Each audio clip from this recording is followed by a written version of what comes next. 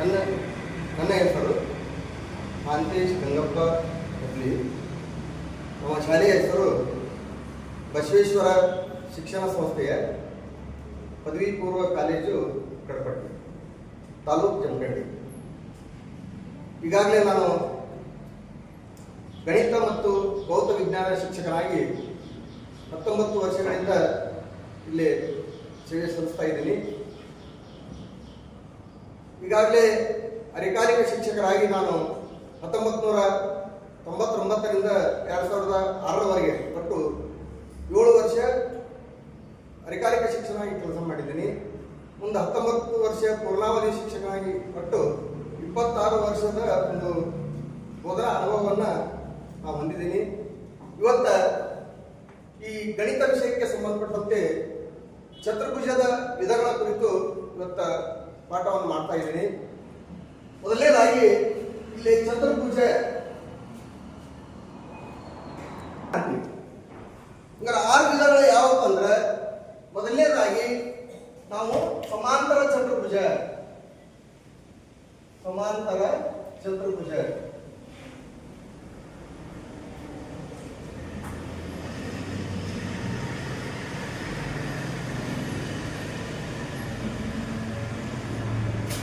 ಇಲ್ಲೇ ಚತುರ್ಭುಜ ಅಂದ್ರೆ ಏನು ಅಂತ ತಿಳ್ಕೊಂಡು ಈ ವ್ಯಾಖ್ಯೆ ಹೇಳೋದಾತಂದ್ರೆ, 4 ಬಾಹುಗಳಿಂದ ಆವೃತವಾಗಿರ್ತಕ್ಕಂಥ ಒಂದು ಸಮತಲ ಆಕೃತಿಯನ್ನು ನಾವು ಚತುರ್ಭುಜ ಅಂತ ಕರಿತೀವಿ. ಚತುರ್ ಅಂದ್ರೆ 4 ಬಾಹುಗಳು, 4 ಬಾಹುಗಳಿಂದ ಆವೃತವಾಗಿರ್ತಕ್ಕಂಥ ಒಂದು ಸಮತಲ ಆಕೃತಿಯನ್ನು ನಾವು ಚತುರ್ಭುಜ ಅಂತ ಕರಿತೀವಿ. ಇವತ್ತು ನಾವು ಈ ಚತುರ್ಭುಜದ ಒಂದು ಮಾದರಿಯನ್ನ ಇಲ್ಲಿ ನಾವು ತೋರಿಸ್ತಾ ಇದ್ದೀವಿ. ಇದೊಂದು 4 ಬಾಹುಗಳದಾವು. ಈ 4 ಬಾಹುಗಳು ಇರ್ತಕ್ಕಂಥ ಒಂದು ಇದು ಮಾದರಿ. ಈ ಮಾದರಿಯನ್ನ ಎದರಿಂದ ತಯಾರು ಮಾಡಿಪ್ಪ ಅಂದ್ರೆ, ಇಲ್ಲಿ ನಟ್ಬೋಲ್ಟ್ಗಳನ್ನ ಬಳಸ್ಕೊಂಡಿವಿ ನಾವು. ಇಲ್ಲಿ ನಟ್ಬೋಲ್ಟ್ಗಳದಾವು, ಸ್ಕೇಲ್ಗಳನ್ನ ಬಳಸ್ಕೊಂಡಿವಿ, ಪ್ರೊಟೆಕ್ಟರ್ ಇಲ್ಲೇನದು 4 ಕಡೆ ಪ್ರೊಟೆಕ್ಟರ್ಗಳನ್ನು ಬಳಸ್ಕೊಂಡಿವಿ. ಮುಂದೆ ಇಲ್ಲಿ ನಾವು ಏನ್ ಮಾಡ್ತೀವಿ ಅಂದ್ರೆ, ಮೂವ್ ಆಗ್ಲಿಕ್ಕೆ ನಾವು ಇದನ್ನು ಚಲಿಸುವಾಗ ಮಾಡ್ಲಿಕ್ಕೆ ಒಳಗೆ ನಾವು ಏನ್ ಮಾಡಿವಿ ಅಂದ್ರೆ, ಇಲ್ಲಿ ನಾವು ಕರ್ಕೊಂಡು ಈ ಸ್ಕೇಲನ್ನ ಕರ್ಕೊಂಡು ನಾವು ಏನ್ ಮಾಡಿವಿ, ಇದನ್ನು ಚಲಿಸುವಂತೆ ಈ 6 ವಿಧದ ಚತುರ್ಭುಜದ 6 ವಿಧಗಳನ್ನು ನಾವು ಏನ್ ಮಾಡ್ಬೋದು ಅಂದ್ರೆ ಇಲ್ಲಿ ಒಂದೇ ಮಾದರಿಯಲ್ಲಿ ತೋರಿಸಲಿಕ್ಕೆ ಸಾಧ್ಯದ. ಹಾಗಾದ್ರೆ ಮೊದಲನೇದಾಗಿ ನಾವು ಸಮಾಂತರ ಚತುರ್ಭುಜ ಅಂತ ಹೇಳ್ತೀವಿ. ಸಮಾಂತರ ಚತುರ್ಭುಜದೊಳಗ ಇಲ್ಲಿ ನಾವು ಏನ್ ಹೇಳ್ತೀವಿ ಅಂದ್ರೆ, ಇದೊಂದು ಮಾದರಿ ಅದ. ಇಲ್ಲಿ ಈ ನಟ್ಬೋಲ್ಟ್ಗಳನ್ನ ಯೂಸ್ ಮಾಡ್ಕೊಂಡಿವಿ ಅಂದ್ರೆ ನಾವು ಬೇಕಾದ್ರೆ ಸರಿಸಬಹುದು. ಇದೊಂದು ಸಮಾಂತರ ಚತುರ್ಭುಜ ಇದು. ಸಮಾಂತರ ಚತುರ್ಭುಜದ ಲಕ್ಷಣಗಳನ್ನು ನಾವು ಹೇಳ್ಬೇಕಂತಂದ್ರೆ, ಇಲ್ಲಿ ನಾವು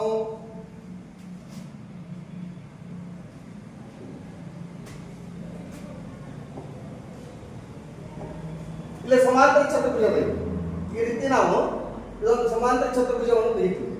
ಅಂದ್ರೆ ಈ ಸಮಾಂತರ ಚತುರ್ಭುಜದೊಳಗೆ ಏನಂದ್ರೆ ಇವಕ್ಕೆ ಕರ್ಣಗಳು ಅಂತ ಕರಿತೀವಿ. ಕರ್ಣಗಳು ಅಂತ ಕರಿತೀವಿ. ಇಲ್ಲಿ ಈ ರೀತಿ ನಾವು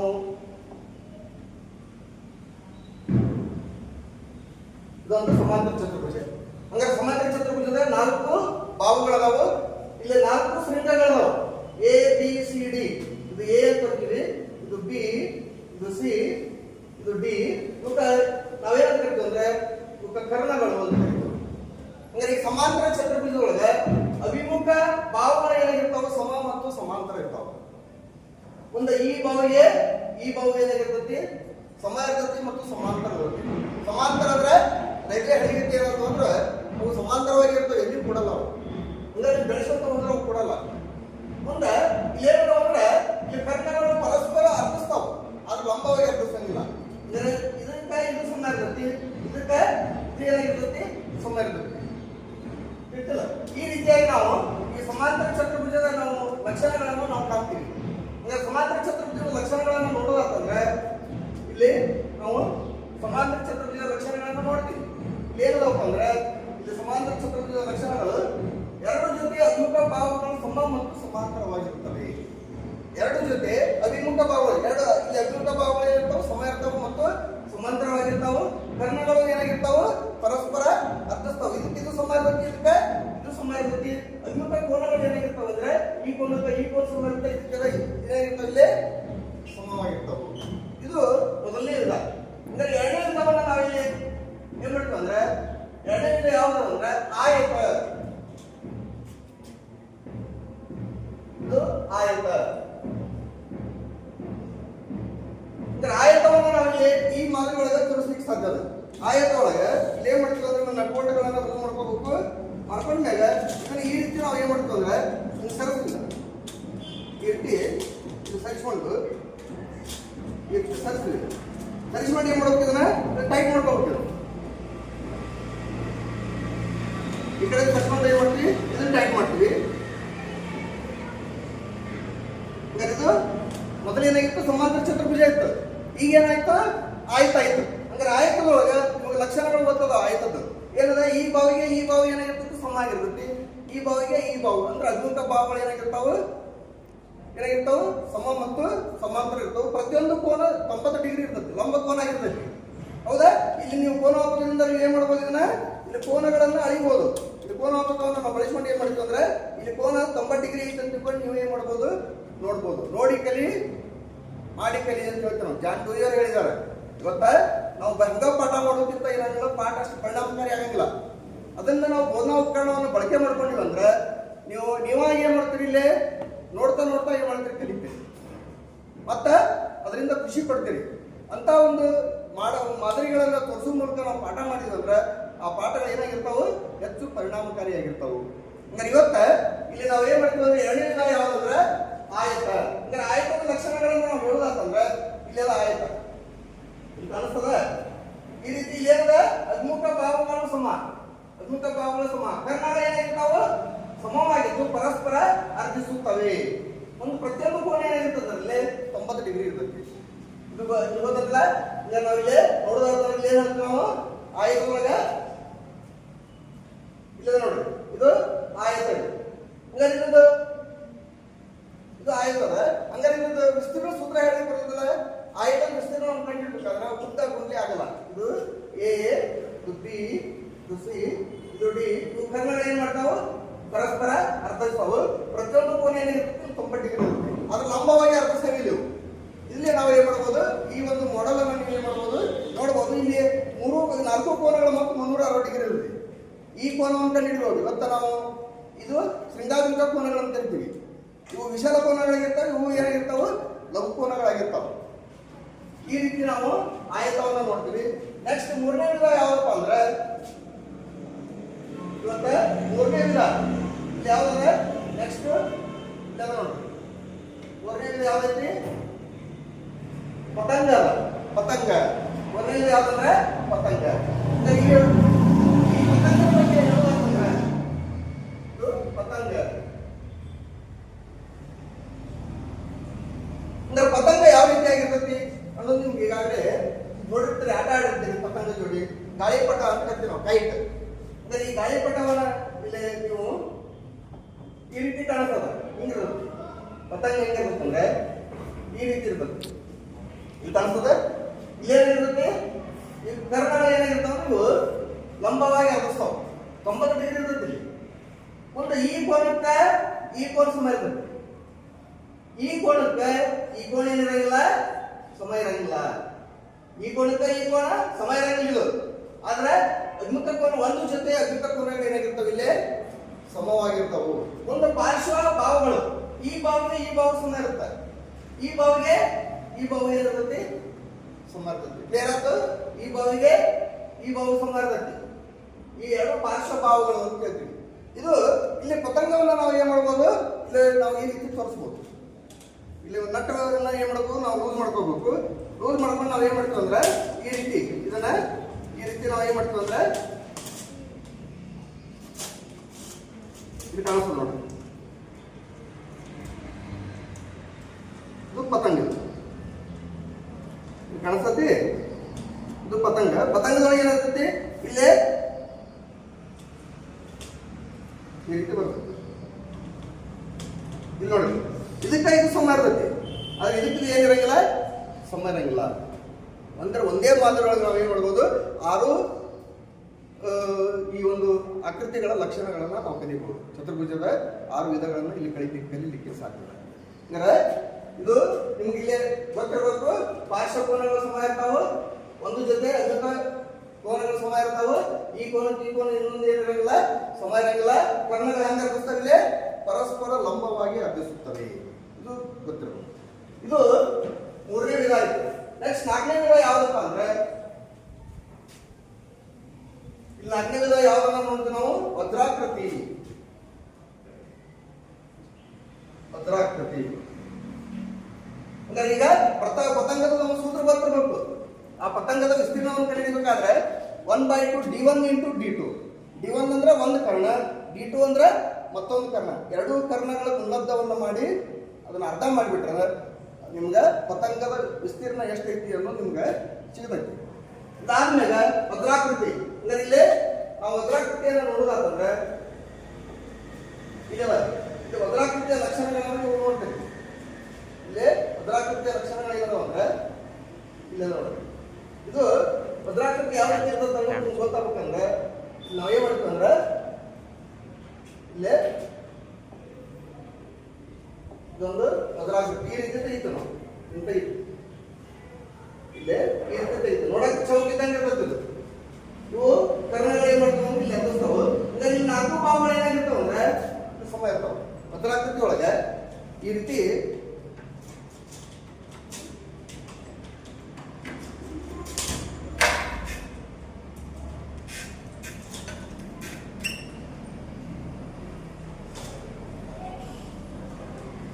ಈ ರೀತಿ ಇರ್ತದೆ ನೋಡಿ. ಹಂಗಾಗಿದೆ 4 ಭಾಗಗಳು ಏನಾಗಿರ್ತಾವೆ ಚೌಕಿದ್ದಂಗೆ ನೋಡ್ಲಿಕ್ಕೆ. 4 ಭಾಗಗಳು ಸಮ ಇರ್ತಾವೆ. ಕರ್ಣಗಳು ಪರಸ್ಪರ ಲಂಬವಾಗಿ ಹರಿಸ್ತಾವೆ. ಇಲ್ಲಿ ಕರ್ಣಗಳು ಪರಸ್ಪರ ಲಂಬವಾಗಿ ಹರಿಸ್ತಾವೆ. ಮುಂದೆ ಇಲ್ಲೇ ಇದಕ್ಕೆ ಇದು ಸಮ ಇರುತ್ತೆ, ಇದಕ್ಕೆ ಇದು ಸಮ ಇರುತ್ತೆ. ಅಂದ್ರೆ ಎರಡು ಕರ್ಣಗಳು ಏನಿರುತ್ತೆ ಸಮ ಇರ್ತಾವೆ. ಇದ್ರ ಸೂತ್ರವನ್ನು ನಾವು ಹೇಳ್ತೀವಿ 1/2 d1 × d2. ಸೇಮ್ ಅಲ್ಲಿ ನಾವು ಯಾವುದು ಪತಂಗದ ವಿಸ್ತೀರ್ಣವನ್ನು ಕಂಡುಹಿಡಿಯಲಿಕ್ಕೆ ಏನು ಸೂತ್ರ ಬಳಸಿದ್ವಿ ಅದೇ ಸೂತ್ರವನ್ನು ಕೂಡ ಇಲ್ಲಿ ಬಳಸ್ತೀವಿ. ಇದು ಪತಂಗದ ಒಂದು ಲಕ್ಷಣ. ಯಾಕಂದ್ರೆ ಇಲ್ಲೇ ನೀವು ಎಲ್ಲಾ ಕೋನಗಳನ್ನು ಅಳೆಯಬಹುದು. ಮುಂದೆ ಕರ್ಣದಲ್ಲಿ ಹುಟ್ಟಾಗ್ತಕ್ಕಂಥ ಎರಡೂ ಕರ್ಣಗಳು ಲಂಬವಾಗಿ ಅಗಸ್ತಾವ ಅನ್ನೋದು ನೀವು ಈ ಪ್ರೊಟೆಕ್ಟರ್ನ ಬಳಕೆ ಮಾಡ್ಕೊಂಡು ನೀವು ಏನ್ ಮಾಡ್ಬೋದು ಇದನ್ನ ಲೆಕ್ಕಾಚಾರ ಮಾಡಲಿಕ್ಕೆ ಸಾಧ್ಯ. ಇದಾಗಿಂದ 4ನೇ ಲಕ್ಷಣ ವಜ್ರಾಕೃತಿ ಆಯಿತು. 5ನೇದು ಯಾವ್ದು ಅಂದ್ರೆ 5ನೇ ಲಕ್ಷಣ ನೀವು ನೋಡೋದಾದ್ರೆ ಇಲ್ಲಿ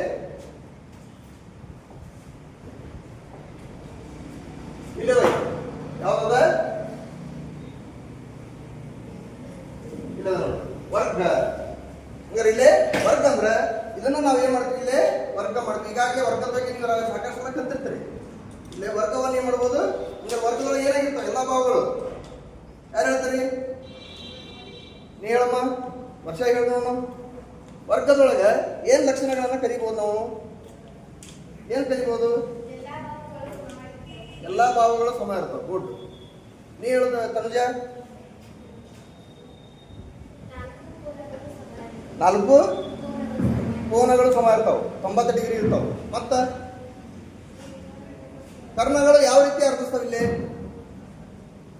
ಕರ್ಣಗಳು ಯಾವ ರೀತಿಯಾಗಿ ಅರ್ಧಿಸ್ತಾವು? ಲಂಬವಾಗಿ ಅರ್ಧಿಸ್ತಾವ. ಕೊಡು. ಗುಡ್. ಹಂಗಾರೆ ಇಲ್ಲಿ ನಾವು ನೋಡೋದಾದ್ರೆ ಇಲ್ಲಿ ನಾವು ವರ್ಗವನ್ನ ನೋಡ್ತೀವಿ. ಇಲ್ಲಿ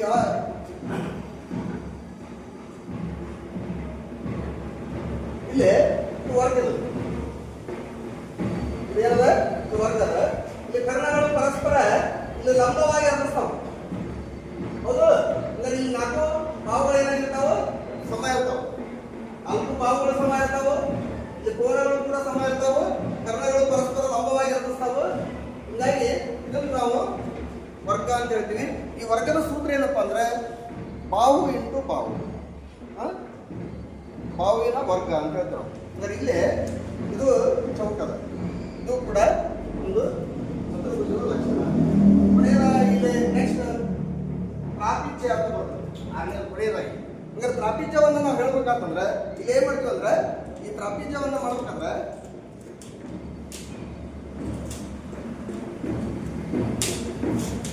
ಇಲ್ಲಿ ಕಾಣಿಸ್ತಾವ ಈ ರೀತಿ ಇದು ಪ್ರಾಪಿಜ್ಯ.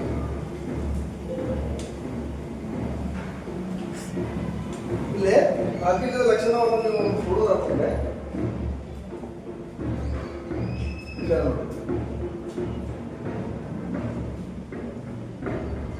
ಇಲ್ಲೇ ವಜ್ರಾಕೃತಿ ಆಯ್ತು. ನೆಕ್ಸ್ಟ್ ಇಲ್ಲೇ ಎಲ್ಲಾ ಭಾವಗಳು ಸಮ ಆಯ್ತು. ಕರ್ಣಗಳು ಲಂಬವಾಗಿ ಇರ್ತಾವು, ಕೋನಗಳು ಕೂಡ ಸಮ ಇರ್ತಾವೆ. ಚಂದ್ರಾಕೃತಿ ವಿಸ್ತೀರ್ಣ 1/2 d1 d2 ನೋಡಿದ್ರಿ, ವರ್ಗ ನೋಡಿದ್ರಿ. ಇಲ್ಲಿ ಕೂಡ 4 ಭಾಗಗಳ ಸಮ, 4 ಕೋನಗಳ ಸಮ, ಕರ್ಣಗಳು ಕೂಡ ಸಮ ಆಗಿರ್ತಾವೆ. ಇದು ವಿಸ್ತೀರ್ಣವನ್ನ ಈಗಾಗಲೇ ಕಲ್ತ್ರಿ. ನೆಕ್ಸ್ಟ್ ಯಾವ್ದಂದ್ರೆ ಟ್ರಾಪಿಜ್ಯ. ಟ್ರಾಪಿಜ್ಯ ಒಳಗ ಈ ಬಾವಿಗೆ ಈ ಬಾವು ಸಮ ಅದ. ಅಂದ್ರೆ ಈ ಬಾವು ಏನಿಲ್ಲ, ಸಮ ಇಲ್ಲ. ಅಂದ್ರೆ ಇಲ್ಲಿ ಒಂದು ಜೊತೆ ಅಭಿಮುಖ ಭಾವಗಳು ಸಮವಾಗಿರುತ್ತವೆ. ಒಂದು ಜೊತೆ ಅಂದ್ರೆ ಇದು ಸಮ ಇರುತ್ತೆ. ಸಮಾಂತರವಲ್ಲದ ಭಾವಗಳು ಎರಡು. ಅಂದ್ರೆ ಇಲ್ಲಿ ಎರಡು ಸಮಾಂತರವಲ್ಲದ ಭಾವಗಳು, ಎರಡು ಸಮವಾಗಿರುತ್ತೆ, ಸಮಾಂತರವಾಗಿರ್ತಕ್ಕಂಥ ಭಾವಗಳು. ಹೌದು. ಅಂದ್ರೆ ಇಲ್ಲಿ ಸಮಾಂತರವಲ್ಲದ ಭಾವಗಳನ್ನು ನಾವೇನಂತ ಸಮದ್ವಿಭಾವ ಟ್ರಾಪಿಜ್ಯ ಅಂತ ಕರಿತೀವಿ. ಸಮದ್ವಿಭಾವ ಟ್ರಾಪಿಜ್ಯ. ಒಂದು ಕೋನ 90 ಡಿಗ್ರಿ ಇತ್ತಂದ್ರೆ ಅದನ್ನ ಲಂಬ ಟ್ರಾಪಿಜ್ಯ ಅಂತ ಕರಿತೀವಿ. ಇದ್ರಾಗ ಅಕಸ್ಮಾತ್ ಇಲ್ಲಿ ಕೋನ 90 ಡಿಗ್ರಿ ಇದೆ. ಈ ಟ್ರಾಪಿಜ್ಯವನ್ನ ನಾವು ಎಂತ ಟ್ರಾಪಿಜ್ಯ ಅಂತ ಕರಿತೀವಿ? ಲಂಬ ಕೋನ ಟ್ರಾಪಿಜ್ಯ ಅಂತ ಕರಿತೀವಿ.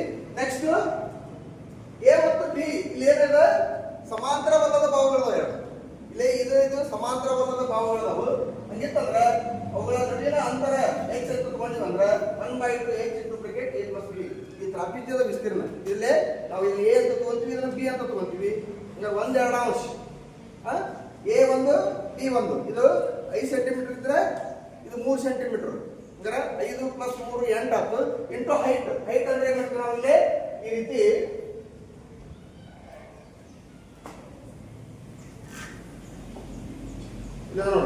ಇದು ಟ್ರಾಪಿಜ್ಯವನ್ನು ತೆಗಿಬೇಕಾದ್ರೆ ನಾವು ಏನ್ ಮಾಡ್ತೀವಿ, ಇಲ್ಲಿ ಈ ರೀತಿ ನಾವು ಹಿಂತೆಗಿತೀವಿ. ಟ್ರಾಪಿಜ್ಯ ಮುಂದೂ ಆಗ್ಬೋದು. ಮುಂದೆ ತಗೊಂಡಾಗ ಇದು 3 ಸೆಂಟಿಮೀಟರ್ ಇದ್ರೆ ಇದು 5 ಅಂತ ತಗೋಬಹುದು. ಇದನ್ನ x ಅಂತ ತಗೋತೀವಿ ನಾವು, ಹೈಟ್ ಎತ್ತರ ತಗೊಂಡು. ಒಂದು ಇಲ್ಲಿ ಈ ಭಾವ ಸಮಾಂತರ ಇದೆ, ಆದ್ರೆ ಇದಕ್ಕೆ ಏನಿದೆ ಸಮಾಂತರ ಇಲ್ಲ. ಸಮಾಂತರವಲ್ಲದ ಟ್ರಾಪಿಜ್ಯ ಅಂತ ಕರಿತೀವಿ ನಾವು. ಅಂದ್ರೆ ಈಗ ಇದ್ದಾಗ ಇದ್ರ ಸೂತ್ರ ಏನಿದೆ? 1/2 h × ಬ್ರಾಕೆಟ್ a + b. ಈ ಟ್ರಾಪಿಜ್ಯದ ವಿಸ್ತೀರ್ಣ. h ಅಂದ್ರೆ ಇದು ಹೈಟ್, a ಅಂದ್ರೆ ಏನು 3 ಸೆಂಟಿಮೀಟರ್. ಇದು 1/2 h ಅಂದ್ರೆ ಇದು h ಇದನ್ನ 6 ಇತ್ತಂದ್ರೆ ಇದು 6 ಇಂಟು ಬ್ರಾಕೆಟ್ a + b ಅಂದ್ರೆ 3 + 5 ಎಷ್ಟಾಯ್ತು? 1/2 ಇಂಟು 1/2 ಇಂಟು 6 ಇಂಟು 5 3 8 2 1 2 4 6 24 ಚದರ ಸೆಂಟಿಮೀಟರ್. ಇದ್ರದ್ದು ವಿಸ್ತೀರ್ಣವನ್ನು ಕೂಡ ನಾವು ಈ ರೀತಿ ಇದ್ರ ವಿಸ್ತೀರ್ಣ ಎಷ್ಟು ಅನ್ನೋದು ಕಂಡುಹಿಡಿಯಬಹುದು.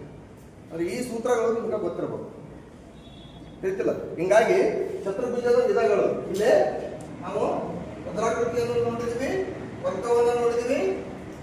ವರ್ಗ ಆಯ್ತು. ಲಾಸ್ಟ್ನೇದು ಯಾವ್ದಪ್ಪ ಅಂದ್ರೆ ಟ್ರಾಪಿಜ್ಯ. ಈ 6 ಲಕ್ಷಣಗಳನ್ನು ನಾವು ಏನ್ ಮಾಡಿದ್ವಿ ಅಂತಂದ್ರೆ ಈ ಒಂದು ಚತುರ್ಭುಜದಿಂದ ನಮ್ಗೆ 6 ವಿಧಗಳನ್ನ ಗೊತ್ತಾಯ್ತು.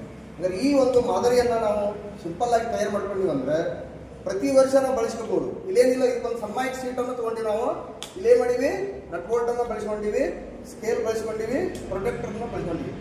ಒಮ್ಮೆ ನೀವು ರೆಡಿ ಮಾಡಿ ಇಟ್ಕೊಂಡಿವಿ ಅಂದ್ರೆ ನಾವು ಪ್ರತಿ ವರ್ಷ ಏನ್ ಮಾಡ್ಬೋದು, ಆ ಮಕ್ಕಳಿಗೆ ತೋರಿಸೋದ್ರಿಂದ ಹೆಚ್ಚು ಪರಿಣಾಮಕಾರಿ ಆಗ್ತದೆ.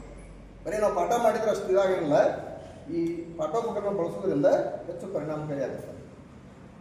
ಬರೀ ಯಾವ ಬಾ ತನುಜಾ ನೀ ಬಾ ಇಲ್ಲಿ, ನೀ ಬಾ.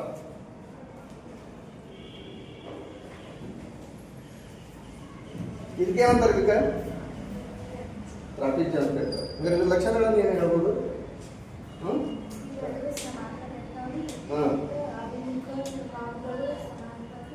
ಅಭಿಮುಖ ಭಾವಗಳು ಸಮರ್ಥ. ಇವು ಎರಡು ಏನಿರ್ತಾವೆ? ಸಮಾಂತರ. ಇವು ಎರಡು ಸಮಮುಖ ಸಮಾಂತರ ಇರ್ತಾವೆ. ಇವು ಎರಡು ಸಮಾಂತರ ಇರ್ತಾವೆ ಇಲ್ಲ. ಹಂಗಾರೆ ಇದು ಸೂತ್ರ ಏನು ಹೇಳ್ಬೋದು ವಿಸ್ತೀರ್ಣ ಕಂಡುಹಿಡಿಬೇಕಾದ್ರೆ?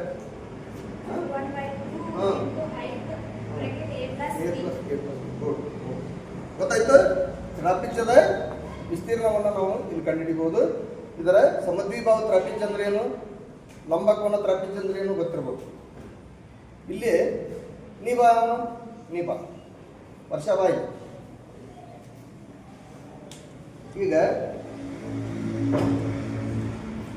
ಇದರ ಚೌಕ ಮಾಡಿ ತೋರಿಸೋಣ. ಚೌಕ ಮಾಡಿ